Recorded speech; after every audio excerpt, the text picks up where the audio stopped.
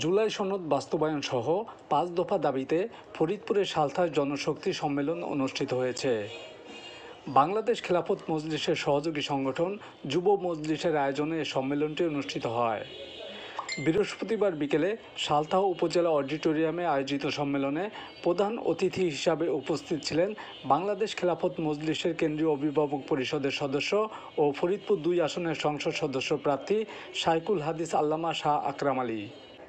খেলাফত যুব মজলিসের সালতা থানা উপশাখার সভাপতি মাওলানা মোহাম্মদ আবুল হাসানের সভাপতিত্বে সম্মেলনের প্রধান বক্তা হিসাবে উপস্থিত ছিলেন খেলাফত যুব মজলিসের কেন্দ্রীয় সভাপতি পরিষদের সদস্য মাওলানা আবদুল্লাহ আশরাফ।